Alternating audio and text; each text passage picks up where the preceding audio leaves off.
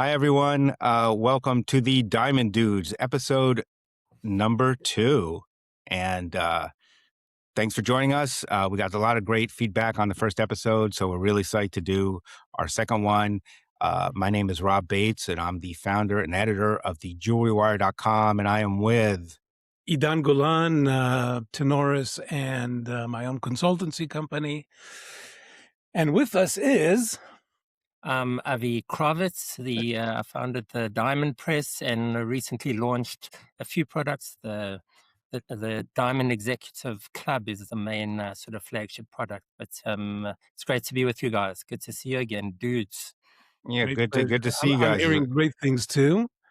And let's have some space always at the end of every podcast, just to plug ourselves, so people know that they can tune out if they don't want to hear the beginning, so that they kind of don't tune out. stuff we're doing. Yes, just to make sure that people know Yeah, where we're at. Okay. So how was your month, Rob? What's going on? My month was pretty good. It was just Mother's Day, which was nice. And I'm just still trying to get this thing off the ground. The Jewelry Wire looks, it's pretty good, the initial response. So it's good. And I'm going to be going to Vegas in a little bit. And I think Edahn is also, correct? yes, that's. I've just booked my ticket on Spirit Air, so I'm very excited about that. And guys don't get it. Spirit Air is bankrupt, but no, I'm psyched to be going to Vegas, and I'm psyched to be seeing you in person, Edahn. And I'm sorry, Avi usually goes. Yeah, I'm not going to make it this year, but I'm going to be in South Africa actually from this week through for the next 3 weeks or so. Mainly pleasure to see my family, but also a bit of business on the side. There's not a shortage of things happening in the diamond industry in that part of the world. No.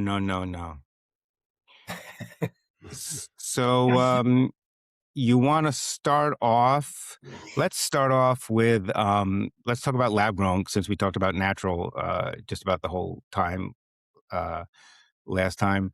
I just watched yesterday your little diamond debate with Tom Chatham, and I guess if first of all, it was a great conversation. If there's anything I was a little disappointed by, was there was not enough debate, because I know you guys don't necessarily see eye to eye and everything, but I think you did a great job of finding information out from him. And he the guy has been around and really kind of understands the market. And I think one of the things that we as people who cover the industry have to learn is that it's just a very different kind of business. It operates in different ways.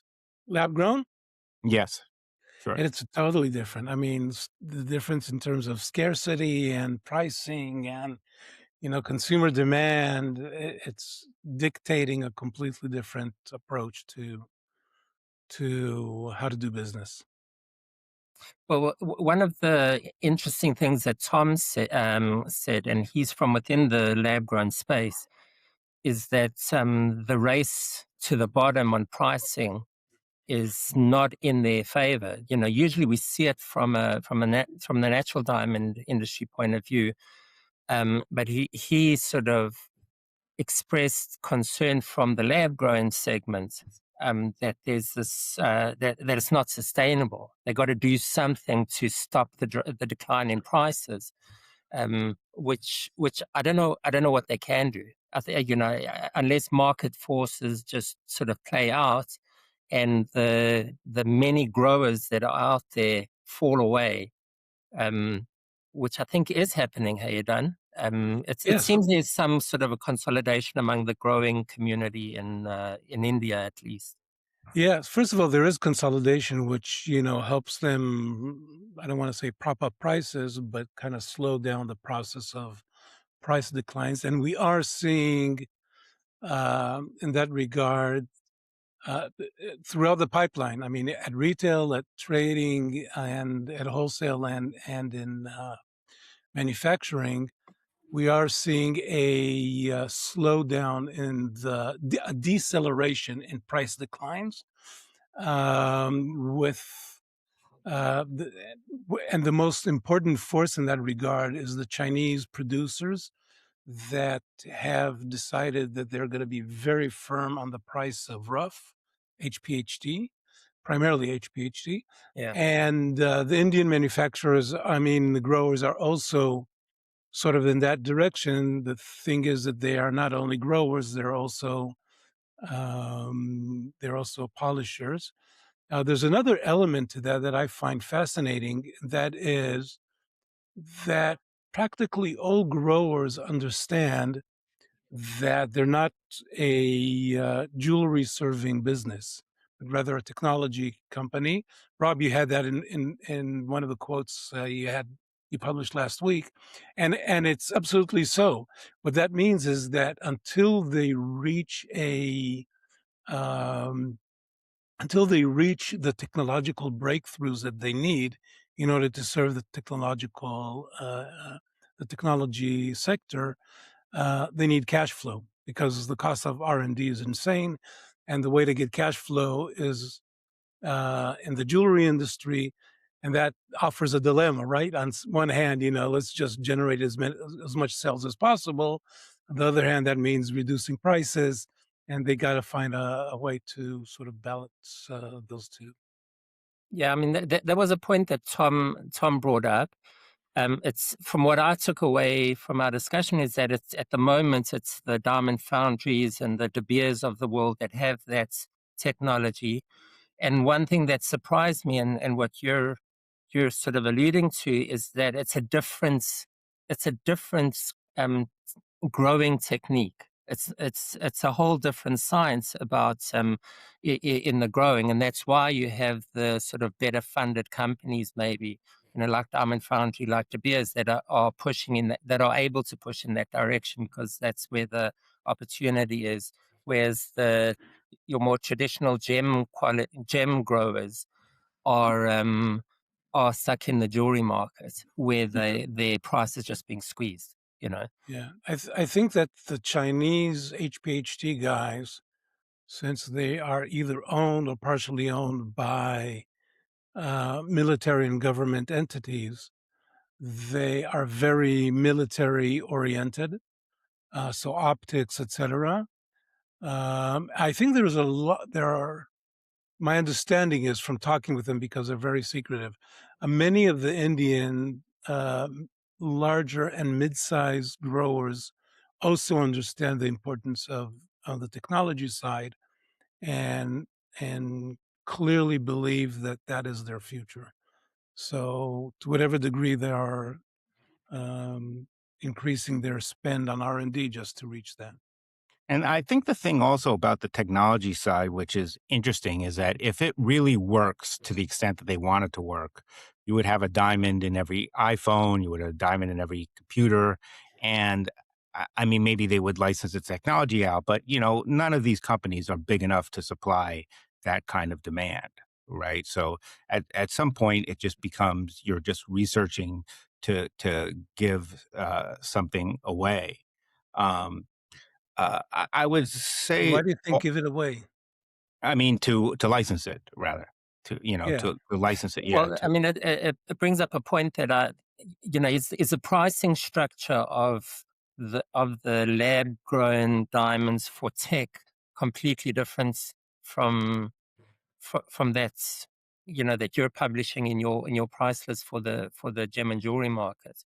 hmm It's a No, it question. is completely, yeah, it is a completely different And it's playing still field. very early. Like, you talk to people about what is required, and people don't even really know. I mean, I think there's just kind of this theoretical idea of this could work, and this is a very good coolant, so you could put it in an iPhone and stuff like that. But like when you the idea that you know and element 6 is it's um uh its finances are public, so you can see what kind of business it's doing, and it's still it's very early days, and it's a very small business. So it's in a way, um, it's something that, I think is still mostly theoretical from as far as what I can see, because somebody was saying, like, he talks to people and he said, well, what do you need for technology? And nobody really knows. I think there's this idea of That's this. advanced science for you. Yeah, it's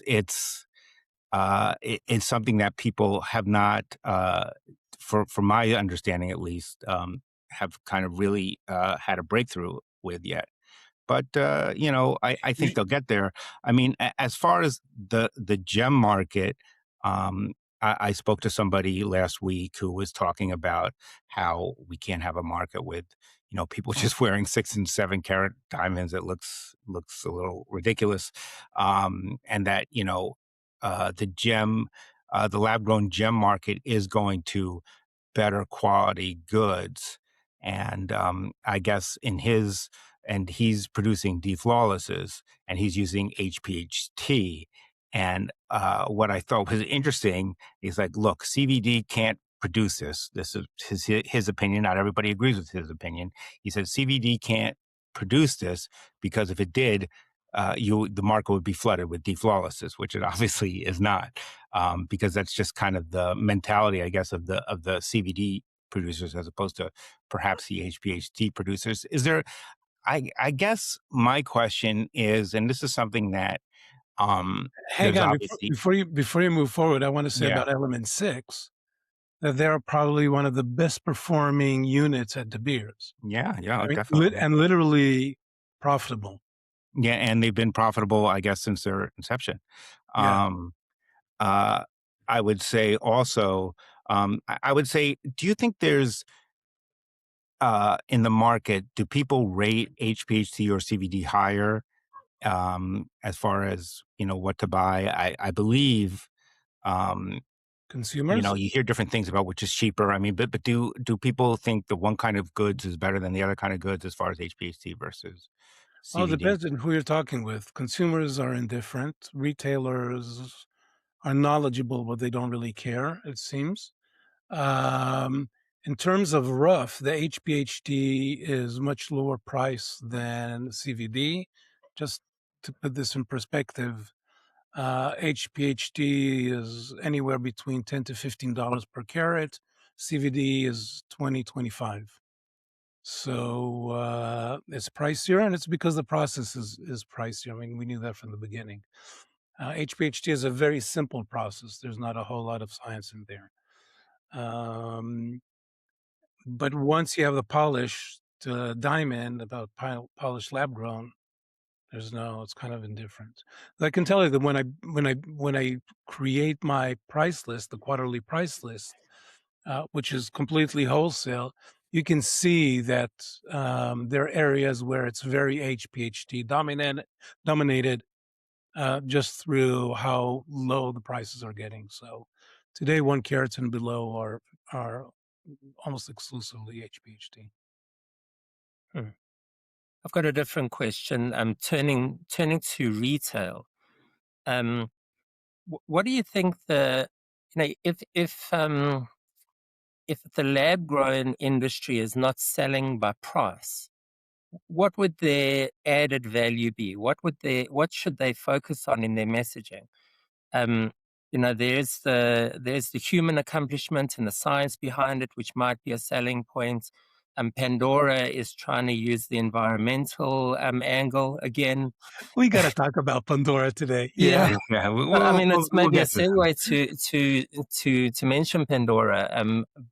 But I don't know. I don't know if you can sort of transcend value beyond price in the lab grown space. I don't know how you do Look. I that. think you can. I think you can do it with nice design. I think you do it with unusual shapes. I think you can do it with different colors. I think you can do it with a recognizable brand name. Obviously Pandora has not done very well with its line, but I believe Kendra Scott and Swarovski have done a little bit better.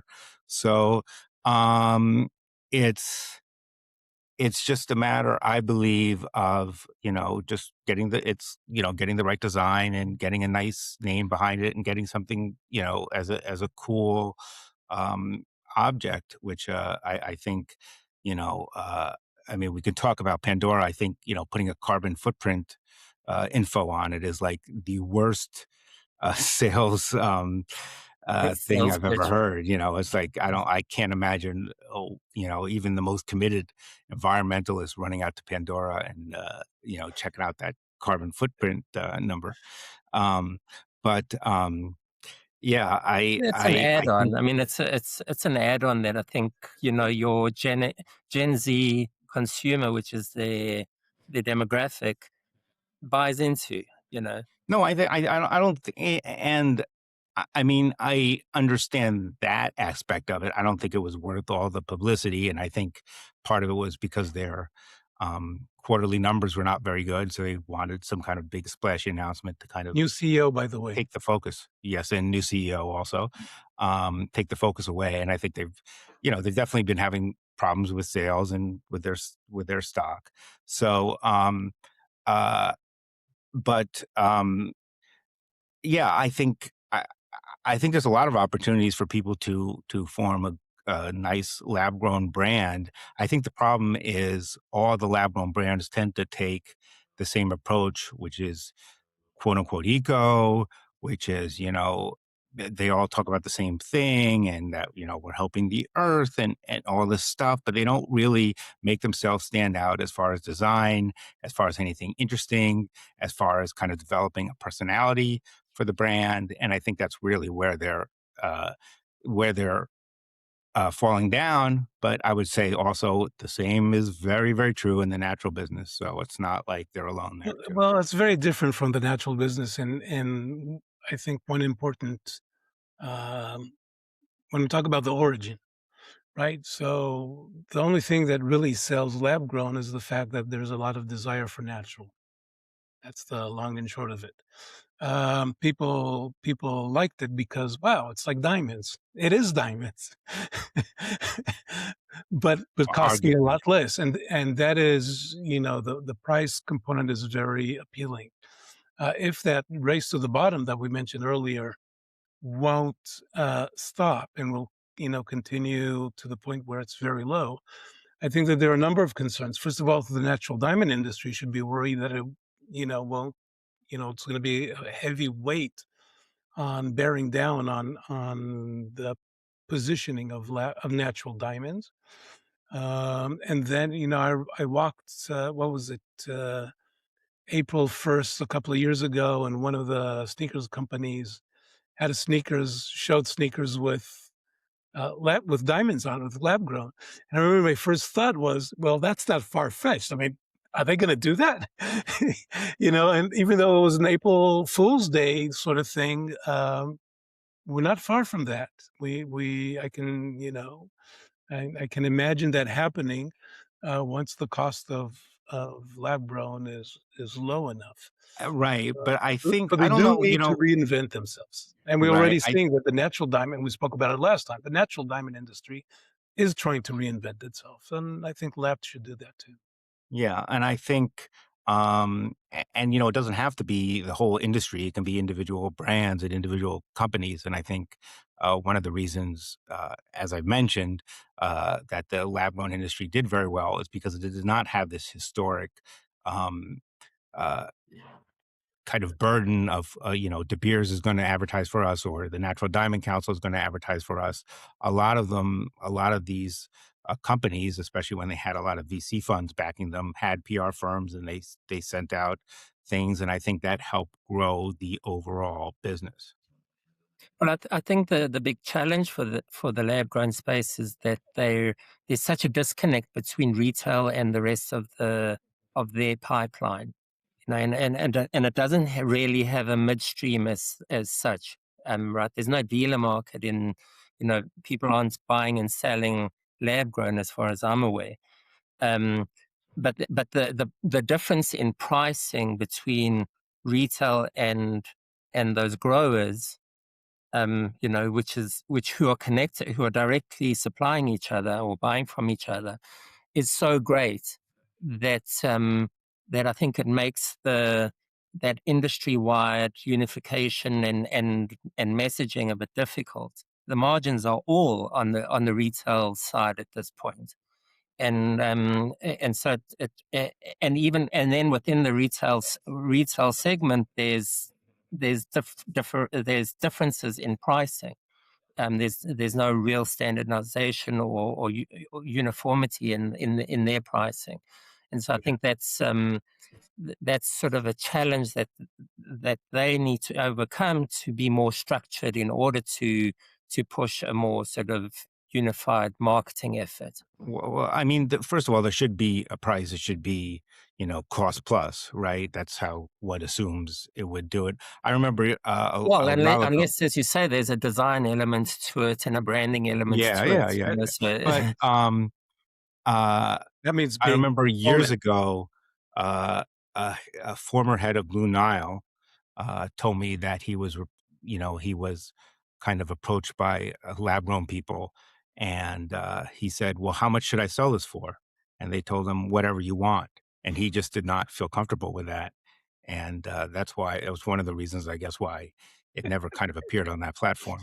But I But think that's but kind of the, that is so indicative of the way that industry behaved from the get go, right? It started by why did they say environmentally friendly, no, violence, no wars. It was a way to sort of bash natural diamonds and and they're get still a doing it. And Pandora's and still it doing it. dictated the language up until recently. Yeah. Um, I, I remember, I mean, along those lines also. So, I mean, one of the things when lab grown first started coming out, um, I think there was obviously these huge, impressive margins, right, for retailers. And I think that was one of the things that attracted them to it. Um, but yeah, it's not an organized industry. And I think I was talking to somebody who was supposed to appear on a show about lab grown, and he said the broadcaster in this case could not find one person from the lab grown industry to go on and talk about it, which is crazy because there used to be tons of people from the lab grown industry yeah, that would yeah, talk that's about it. interesting. So it's just not organized. It's just kind of it's still. I mean, it's been what, like 10 years at this point. It's still in a lot of ways very shadowy. It's not very out in the open. There's one or two people who are kind of big public spokespeople for the industry, and Tom is one of them. But we really, it's the lack of organization is a little wild. Yeah, they don't have a face. Yeah. Or they don't, I mean, ideally you would have more than one face, but you want a face. Yeah, You want people who can come and talk about it. and have some background. Um, Actually, there are a bunch of people out there that could be very good uh, spokespersons for the industry. Very eloquent, very thoughtful. I mean, there are two Indians that pop to mind immediately that I think could serve the industry very well. But they're busy with their job. yeah, sure. um, Yeah. And you mentioned you had a thing about in your last newsletter, I think it was called the lab grown dilemma, what you see that it's kind of caught in this cycle that we've spoken about. yeah, I mean, what we're seeing is that you mean in terms of the positioning. Yeah, but also in terms of profits, in terms of Yeah, so there's this whole issue of, first of all, cash flow. How do you generate cash flow in a market where you're essentially a volume seller and not a high end seller, and we see that in the Tenoris figures that lab grown is huge on the $1,500 and below market, with the sole exception, and we got to keep saying that all the time, that the sole exception is diamond engagement rings. But people usually buy one of these, right? And not more. Um, so with that exception, the average price is always down. is always low, and then there is natural is moving up and up in that regard. And that's the irony, was that the industry really believed in its heart, and still believes, you still have people say that bridal is for natural and fashion is for lab grown, and it's kind of turned out just the It's an opposite. insult to the Kind of fast. industry. Well, I think that may be Pandora's issue with lab grown, is that they're positioned in the in the wrong area of growth for the product, and maybe they're actually even their pricing is too low, for Well, But that was the the idea of pricing, lab grown. they said the right, pricing was too but maybe high. there's a threshold at retail where you kind of think, I'm not prepared to pay that little for a diamond, It's actually you're bringing up a very interesting point. So for years, Pandora was a $200 to $500 Yeah, per item price point, right? And the clientele were, my daughter, right? She's 17. yeah, So older teens and young adults. Having lab grown now, you can say, hey, we've got diamonds. Allowed them to introduce jewelry priced at $2,000, right? $1,500 to $2,000, and then add an additional demographic, right? Slightly older women. So women in their mid 20s to 30s.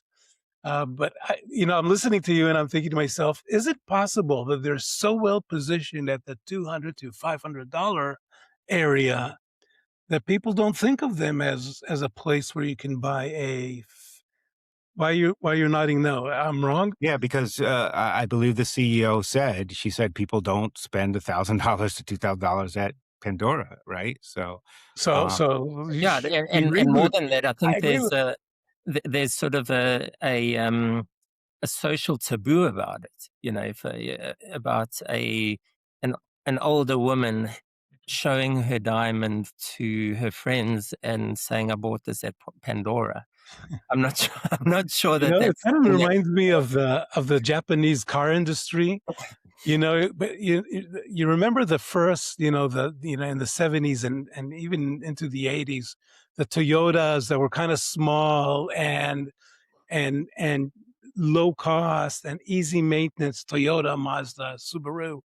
And then they came out with new brands, right? So there's Lexus and et cetera, because they realize that, their clients are getting older and have more money and they will never, ever buy a Toyota again because that's, when I was a teenager or when I was a student and I didn't have a whole lot of money, I bought a Toyota. But what am I going to buy now? So now you should buy a Lexus, right? They yeah, had to create, and that's literally what they did. I mean, that is the marketing push for why they created all these new brands because essentially they're the same cars. I mean, I have a Lexus. My wife is driving a Toyota. Same dealership, same parts. yeah, You look at it, it says Toyota,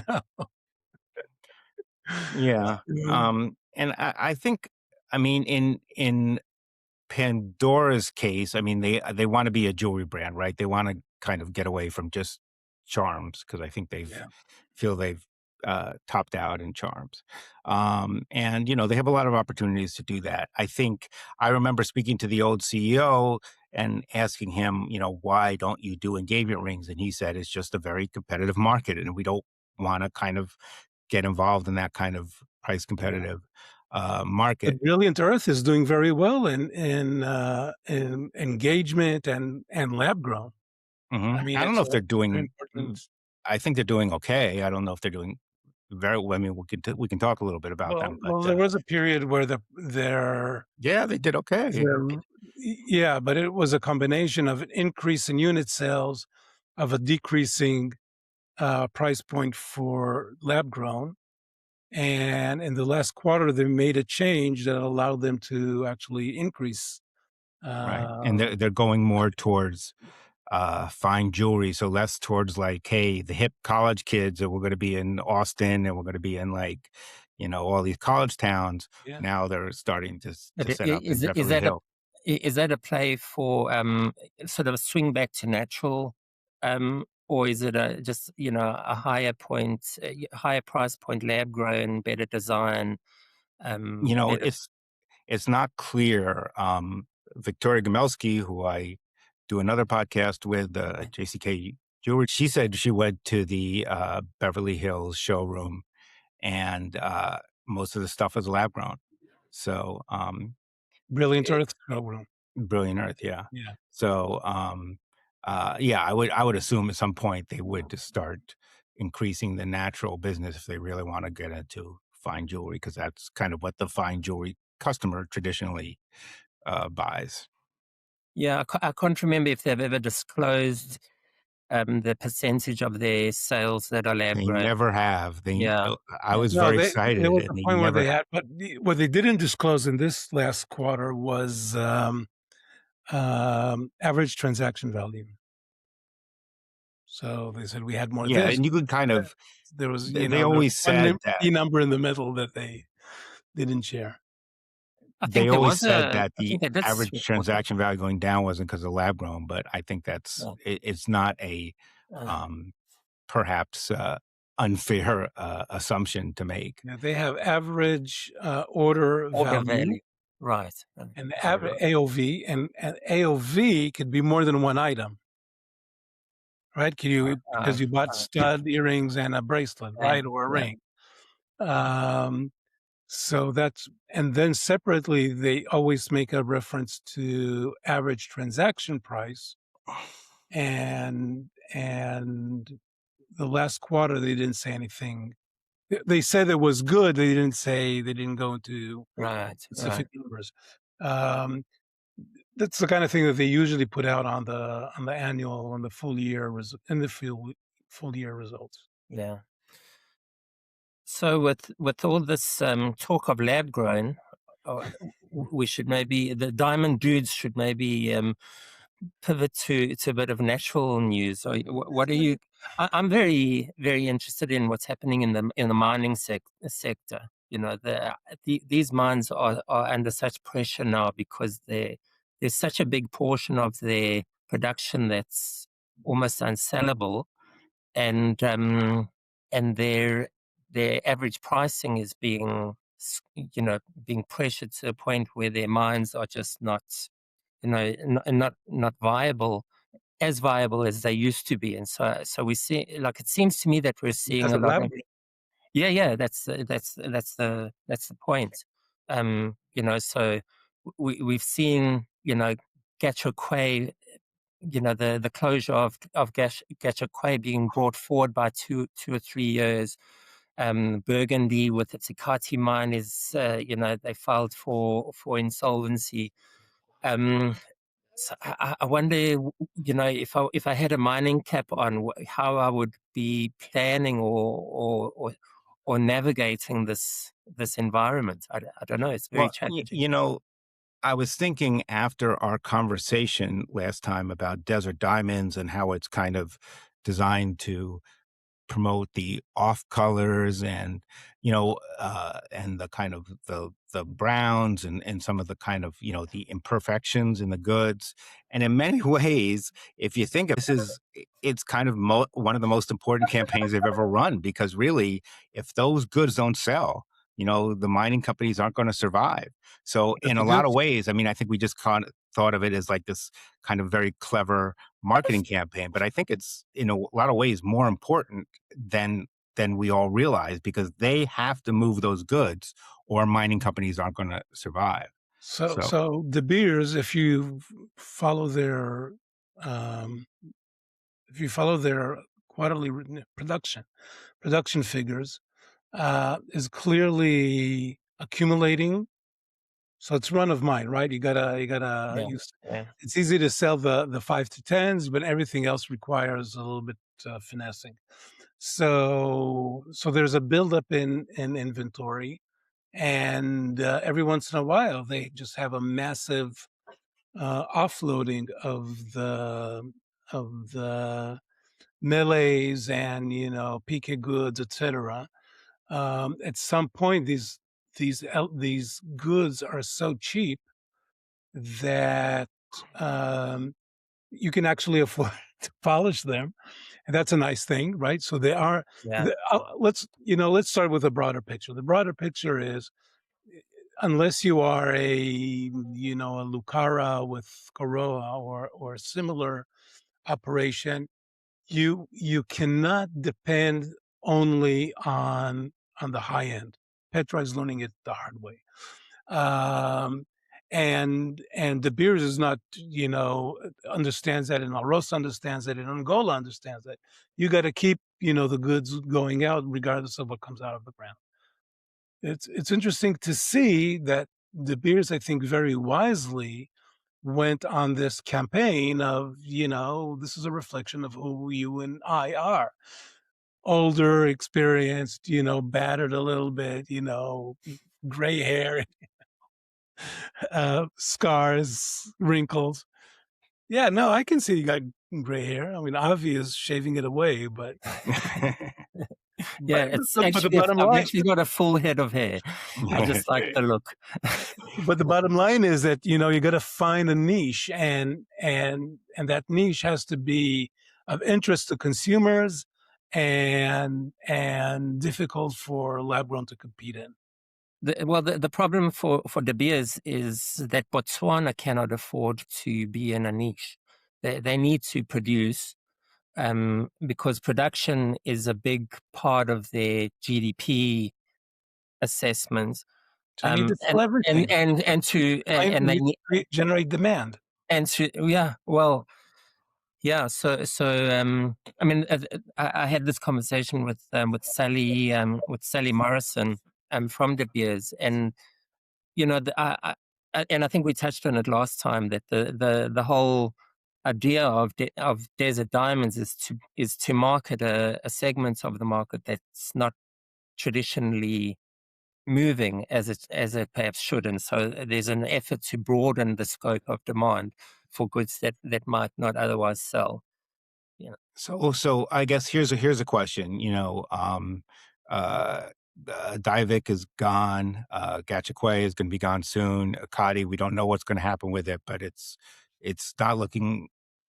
We'll have to see. I don't want to condemn it, but yeah, it's looking Canada shaky. is gone. It's looking shaky. Canada's dry. I just saw today that the Finch mine may be closing. Yeah. I mean, what would with all these mines, and that's a beautiful. I mean, you hate to say a beautiful mine, but that is really like when I went there, it was one of the most beautiful mines that I've ever seen. As far as like the downstairs, it was just really, it was very modern and a very, very nice mine. So, when these mines close, right, and we're starting to see all these mines close, will that help bring the industry back to health, right? That we will have a big drop off in carat production probably over the next couple of years. And will that be kind of, even though there's going to be a lot of these kind of less desirable goods in the current market, will that help bring the industry back to health? Absolutely. It depends on the industry. So I think there's going to be major consolidation in mining. All the smaller guys in Australia and Canada and all those guys are either gone or going. There are a bunch of tiny little mines in Africa that are sort of privately owned. So, they're off the grid. They're not mentioned. If some of these names, if I throw them out, nobody heard of them. But their contribution is very small, is minuscule. The end of the day, what we're going to see is that there's Angola, there's De Beers, and there's Alrosa, and those And three. De Beers is Botswana, basically. Well, Namibia and South Africa too. Yeah. But at the end of the day, they're going to be, about 30, and 30% each, and everything else is going to, 10%. So I wouldn't be surprised at all if that will help them prop prices, protect them, manage supply, even if they don't discuss it between them, even though Angola is a total believer in cash flow no matter what. And then there is the option of, concentrated marketing, generic marketing. So those are the kind of things that I would love to see in the market. Well, I think there's another element that most people ignore, and that is those are the structural changes that have occurred in the pipeline. And I have this discussion with David Kelly a lot, the former CEO of the Natural Diamond Council, who would say to me, everything's about demand. But my argument is that the old way of doing business that the industry ran on for over a century was to feed goods into the pipeline and not necessarily therefore produce according to consumer demand. And that whole dealer market particularly in rough is gone. And even the polished market is diminished. There's a more direct route to market from the mine to the consumer. And so suddenly the industry is producing according to consumer demand, and it's figuring out now that it's always produced too many diamonds. And so there's this correction that's been going on, in my opinion, for the last 15 years, since 2008, that is realigning supply in terms of how we do business. And that's going to carry on for another several years, particularly in this environment where consumer demand is being pressured and eaten into by lab growth.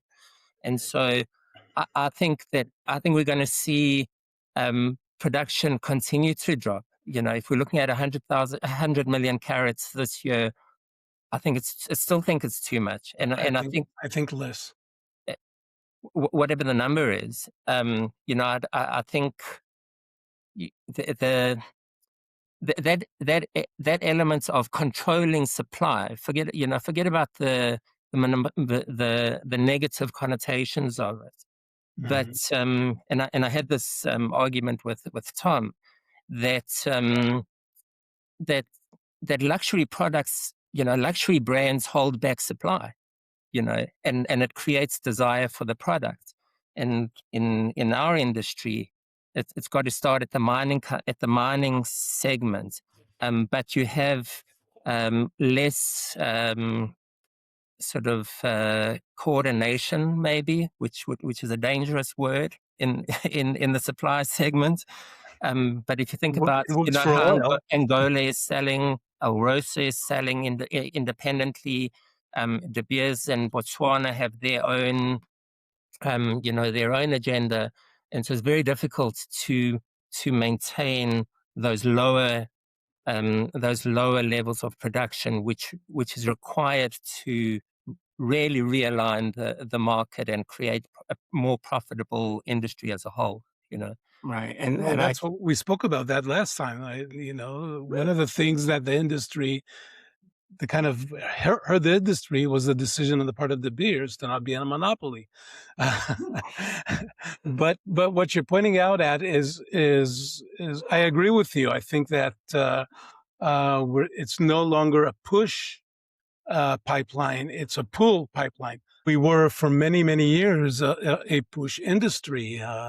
Part of the thing was that the repository for the diamond industry was the midstream. That's one of the things that kind of made their financing very complicated. And what are you going to do? You're going to sit on raw material and not manufacture it? Of course, you're going to manufacture it. So you have larger facilities, larger factories, and once you have that, your overhead. So that was insane. We need to credit not only the 2008 crisis, but also that Gareth Penny had accurately identified the situation and adjusted the company's model accordingly. But it didn't. I think his solution was actually very smart, which is that it's not everybody relies on De Beers and the NDC to market, that people market themselves, and it becomes less of, what's De Beers doing and what's De Beers holding back. It becomes like about these individual brands, like how do they market to the consumer? Unfortunately, the way that particular strategy was carried out didn't necessarily work very well. But I think I do think that's in the end the better strategy, that you can't have, as somebody put it to me during supplier of choice, like if perfumes were just like, hey, if this is the big perfume, the perfume trading company, and there were no brands, like it just would not be an exciting industry. Right. And I think that's the problem we have, is that it is a race to the bottom because it is a generic product, because it is basically companies all selling, the same goods from the same people. Yeah, I mean, I agree that he read the market correct. He read the environment correctly. The whole world was moving toward branded products at the time, and he wanted to encourage that move in the diamond industry. Um, it's a question that the industry is still grappling with. Do you create diamond brands or diamond jewelry brands? And to my mind, it's clearly diamond jewelry. That's I the agree. you know, But you can do but either, you can do either. you don't have. I don't. Besides what Hearts of Fire, House of Fire. I can't think of any other There, there, ha- there Hearts on hasn't been. Fire transitions and into they've a jewelry transitioned. company. Correct. Yeah. Yeah, The yeah. only component that I know of that is, um, has its own standing is gold, not just in jewelry. I mean, in general. I mean, it's nice to have, Intel inside, but what does it mean? Yeah, no, What's I the don't think difference Yeah, anybody between really. yeah. I mean, that Intel it's and, funny that everybody used to say, "Oh, like Intel Inside." Like anybody really bought a computer yeah, because but of think of Intel Inside? exactly. But what about Nvidia? What about AMD? What about all Mm. these other, chip manufacturers? But the other thing that I think Gareth maybe envisioned, and it will be interesting to see if he does become the new owner of De Beers, is that he envisioned a retail future for De Beers, and it developing as a luxury brand rather, and sort of moving away from its identity as a mining company. I think that's how he, in other words, it wasn't just a play for the industry. He saw De Beers being the leading diamond brand in the market, and then, building on that to, for its future. And it's clearly, yeah, it clearly failed with Forevermark. It'll be interesting to see how they go with this De Beers London project. But And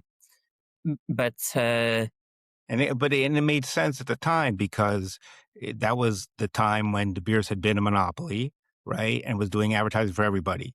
And they say, well, why should we do advertising for all these companies that aren't part of us? So True. then they started to say, okay, we're going to put it towards our own products, right? Which again made sense. It just didn't. I think, whether De Beers as a consumer name has any juice, I think is still a very open question, and it's been 25 years of this. Yeah. So I don't. But basically, what Gareth said back in the day was when we were 80% of the market, it made perfect sense to pay for everything. Yeah. Now that we're 40% of the market, which was the case in at the time, they for every dollar they spent on advertising, they only had 40 cents in sales. Right? That's the logic, and that didn't it didn't make sense. I mean, it's not logical to spend so much per. So essentially, that was the biggest driver to sort of bring in a supplier of choice and have site holders be a lot more active on in advertising and branding, etc.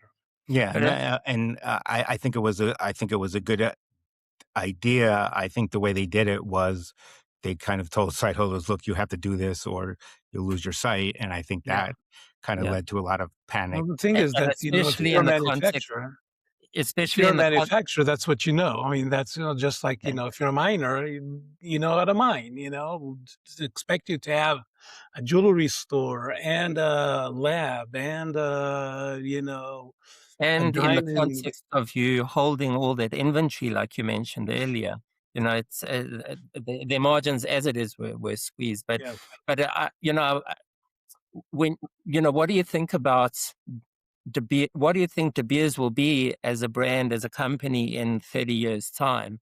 And I think I don't, now it's very highly reliant on mining. But if I think about it in 30, 40 years time, it has to be a luxury brand, if it's going to I survive. mean, I don't know if it has that. I guess the logic they used was they put it in their commercials. It's widely known. It's an old company. I don't think it has the greatest image. I don't think they ever figured out what De Beers quote unquote stands for, what it means. And there was uh, I remember a couple years ago they said we want to make it De Beers a known and loved brand. I think I think they've had a tough time really figuring out what the brand identity for De Beers is and why somebody would buy a De Beers diamond as opposed to a Tiffany diamond or a Cartier diamond when those two names have just so much more recognition and juice and things along uh, and just By the way, that is fleeting too. I mean, think about it. 70 years of diamond promotion, and this new kid down the block shows up, lab grown, and all of a sudden, No, but I think, and then we lose, and then the industry loses engagement rings, which is the thing, right? yeah, but Cartier doesn't lose out because they are so savvy with their marketing and they present such a sexy product that people don't think about lab grown versus natural. They just go for Cartier. And the same with the other Richemont brands and even the Which LVMH. is why they won't introduce it. Yeah, because they don't need. Well, yeah, they don't need to. They don't need Yeah, to. they Their shouldn't. yeah, I margins are think great. It doesn't align with the Yeah, rest of yeah. what they're doing. But Anyway, but there's another thing about the Cartiers of the world, and that is that these guys, you will never ever walk by their store and have a big sign that says, holiday discount or nope. sale or 20% off sort of thing, and which is insane in the industry because and how do you explain your margins? How do you support it if you don't? yeah, If you can give such deep discounts on everything, Rolex will never do it, right? yeah, yeah. Well, they don't have to. Um, if it ever comes to, we'll see But they what they worked do, hard to right? get there. I mean, most Swatch brands won't do that either. Anyway, Yeah. we approaching the hour mark.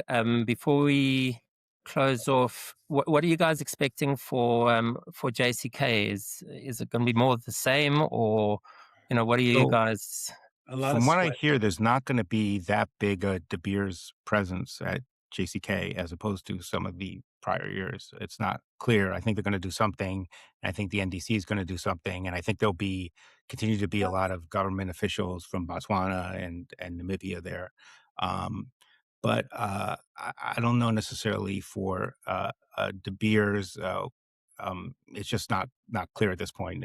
I could end up being wrong on this, but that's what I hear.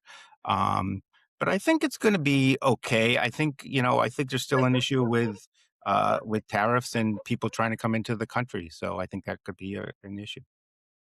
Can I go on record and say that I hope the president of Botswana does not attend JCK this year? And why is that? Why is that? I think it's below his office. I don't understand why he's there every year. He needs to be more presidential in. I don't think it's a good look. I might want to edit this part out, but What about but the Minister of Mining? What about our Minister of president Mining. selling? that's fair enough. But even so, I don't know how much it actually adds for her to be in the industry environment as much as she is. You know. Well, our Okay. president sells watches, so I don't know what to tell you. Well, yeah, I but it's think not, it's going to be a good show. I Yeah, think I it's think it going to will be a good show. be successful. There's going to be a lot of business, and I'm pinning that on one thing and one thing only, and that is that we are seeing that the U.S.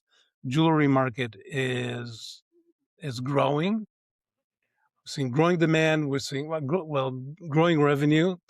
Unit sales are down, and we're seeing a premiumization. So the average price point is moving up, and people will be happy to capture that. Talking of Hearts on Fire. Hearts on Fire is a classic example Yeah. of a company that kind of identified the change in the market, switched from one business model to another business model, and having a higher than average priced item, well designed, well made, etc. Those kind of brands, especially since they're recognized brands, I think will do well. Other than that, I expect the place to be hot, sweaty, uncomfortable, No, and I and think it's going to be hazardous to actually. and suck the soul out of you. Yeah, I think it's going to be a strong show as far as buying attendance. I think the interesting thing about this K-shaped economy, so everybody's talking about K-shaped economy, Yeah. right? So Brilliant Earth is going to the top of the K, Cygnet's going to the top of the K.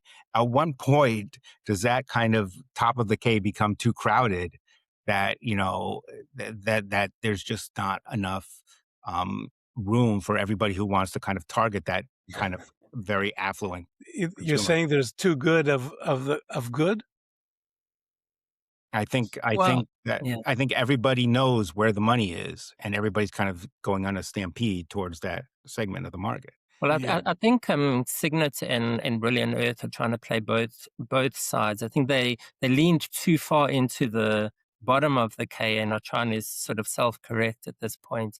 But you might have a point, Rob, because I don't see it as it's a choice that retailers are making, and it seems the sort of more top tier retailers are pivoting to value, whereas there is a lower price point retailer who's selling volume and maybe doing okay for themselves. And there are Um, a bunch of retailers that do that. I mean, yeah, and yeah, it's a successful business model for them. But at the end of the day, when people come to JCK this year, I think they'll be very focused on higher end, or at least yeah. having a couple of items in store. If you're not in that area, and I'm very positive for the show. It sounds Yeah. like you guys are positive for luxury and couture. Well, we'll see. It's always interesting, but I think So I it's got to ask you, Rob, something. What yes. are you up to these days? What am I up to these days? Well, Yeah, just throw in your plugs. I'm telling you, just I plug started something. in addition to It's your this opportunity. lovely podcast here, I started a publication called the jewelrywire.com. Yeah, And just go there and subscribe. I think a lot of people are having difficulty subscribing, but it shouldn't be difficult. And I call it the news you need in one quick read. It has just like a huge rundown of everything every morning, and I work I very hard on it, and I'm very proud of it, and I hope people get some value out of it. I got to tell you Jewelrywire.com, the jewelrywire, what?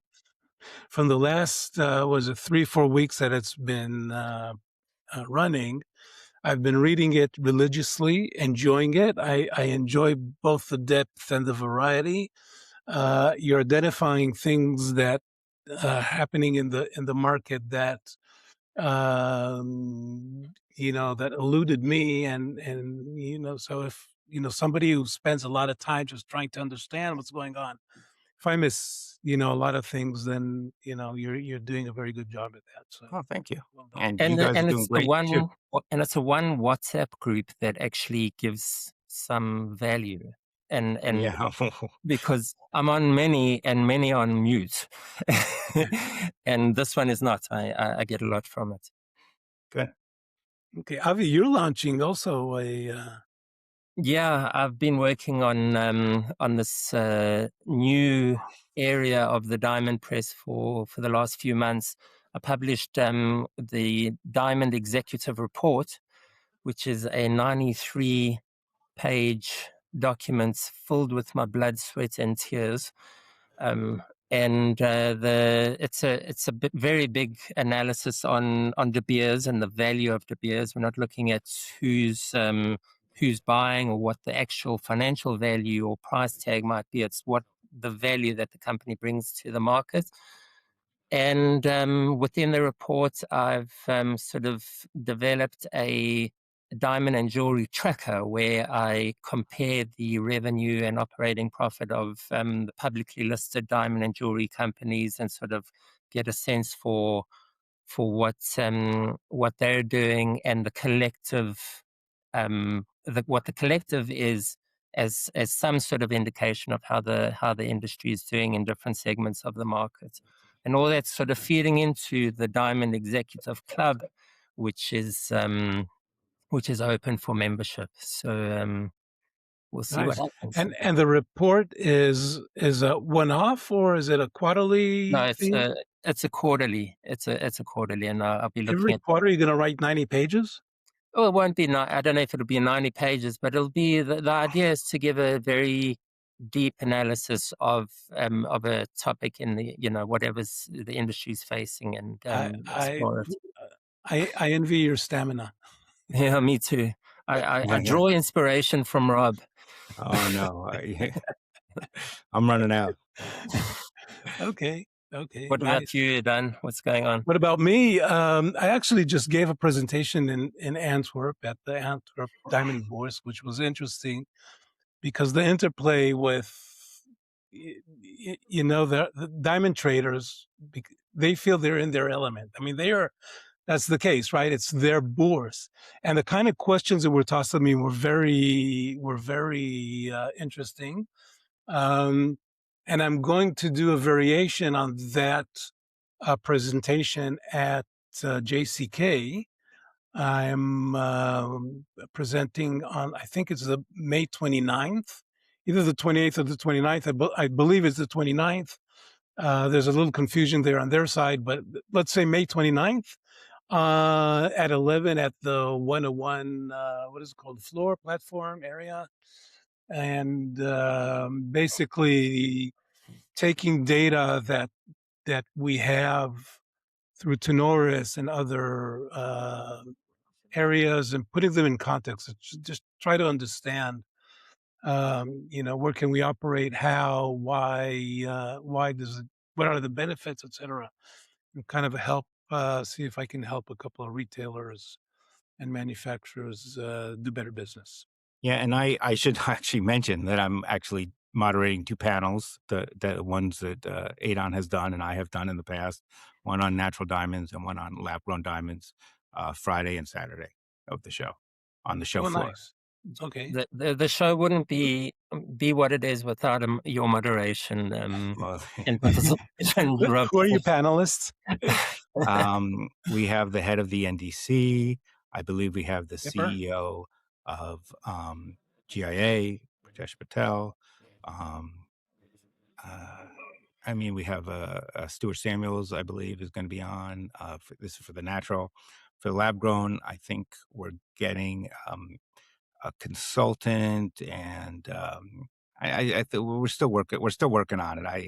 Nice. I get a lot of emails. It'll It's be one of those things you something get a lot of new. emails on, and your brain Yeah. starts to swim. And it's going to be excellent panels. Trust me. I'm Trust sure me they on it. will. I'm sure they will. They always are. I'm sorry, I'm going to miss being there and miss the opportunity to have a group photo of Yes, the and diamond dudes. we could do a Yeah. live. We'll do a live maybe next year. You can What we beam can do me is in. Zoom from the Yeah. panels. I'll just jump in and say, "Hey, now here it is." Okay. All Cool. right. I think Okay, guys, that's it's been a about it. pleasure. Take care. Talk to you in a And month. have a good show. Have a good, safe travels. Thanks. See you Take guys. good care. Bye. Bye.